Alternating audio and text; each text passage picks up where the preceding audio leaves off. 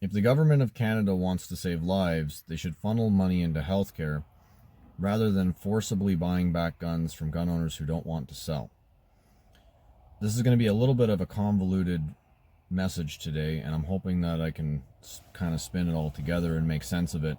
But I recently saw a post on the CCFR YouTube channel, and there was another article out in the Toronto Star, I believe. It was behind a paywall, so I wasn't able to access the whole thing, but it sounds like Trudeau is scrambling to still push this gun buyback through before he is unelected, before the next election. So it says Trudeau government scrambling to kickstart buyback program for gun owners. And it says, although the program is underway for retailers, Ottawa is trying to figure out who will collect the guns from individual gun owners. Now, they've been stuck on this for years now, and the RCMP isn't really keen on doing it. Neither are other police departments for municipalities or provinces. But it seems like they're still trying to do it. It's like this mad rush to get all of these socialist utopian policies finished before maybe we'll be lucky enough to have a conservative government who will hopefully reverse a lot of these policies. But anyways, it got me thinking. I saw another article the other day, and I want to read you some of it. It had to do with healthcare. So it's out of the Toronto Sun.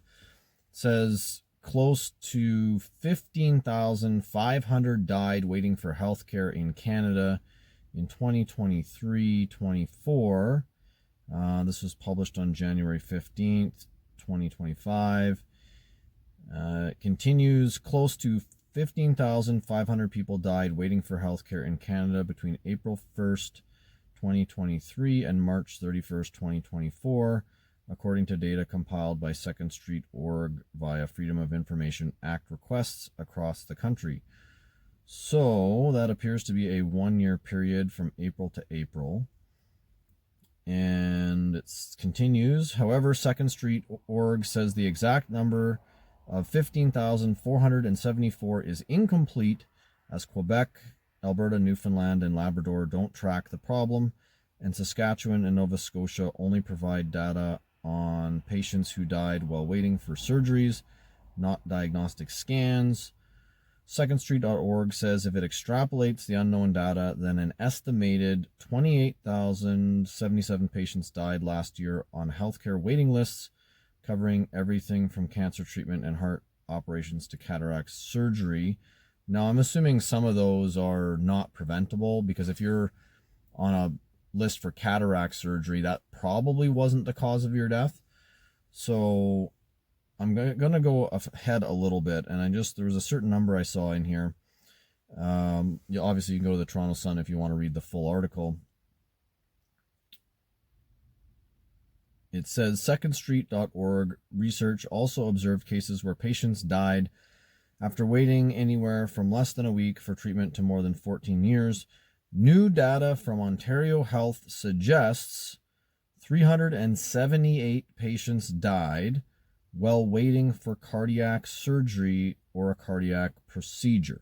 So once again, maybe not all of those were preventable, but probably many of them. So just remember that number. 378 patients died while on a waiting list for cardiac surgery. So this is from Statista.com. Number of homicides by shooting in Canada from 2005 to 2022. We're not going to dwell on this too long, but obviously you can see an upward trend for pretty much the entire time Trudeau's been in office. Unfortunately, we don't have data from 23-24 because that would probably be a further increase. But anyways, the 2022 number, the latest data that I could find, was 343 homicides by shooting in Canada. So if you could prevent all the gun murders in Canada for a year, you'd get about the same number of deaths as those people on the cardiac surgery waiting list in Ontario alone. Keep that in mind. Now, how much will this gun buyback cost? So I found an article in the National Post I believe it was from 2023. Headline: Government documents project Liberals' gun buyback to cost nearly $2 billion, double ministers' estimates. The government has yet to release public figures on what the confiscation would cost taxpayers. If we scroll down a little bit further here, it says, over 3 years after it was announced, the federal government has yet to release any sound estimates on what the expropriation would cost taxpayers. According to the deck, the government's so-called buyback program could be implemented in the near term. 1 to 2 years would require programming with a design and implementation regime beyond any precedent that operates outside existing authorities of departments and agencies, and promises such a move would be costly, putting administration and compensation costs at $1.8 billion. Now, also remember that this estimate was done before the recent round of buybacks at the end of last year, because this article is from 2023. We had additional guns banned at the end of 2024.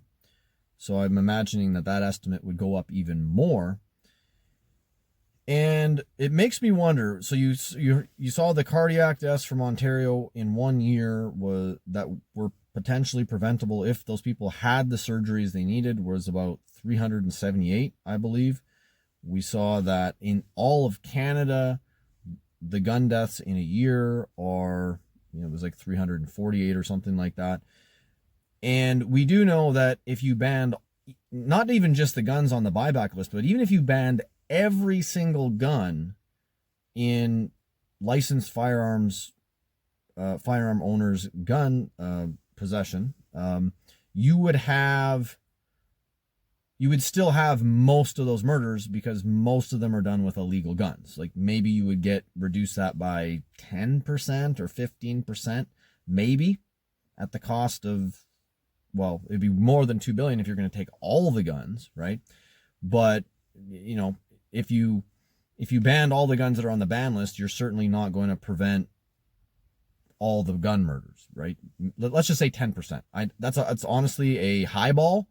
It would definitely be less than that, because it's usually handguns that are used to commit murders, and the guns they want to buy back are what they're calling assault rifles. Okay, and those are used in less murders. So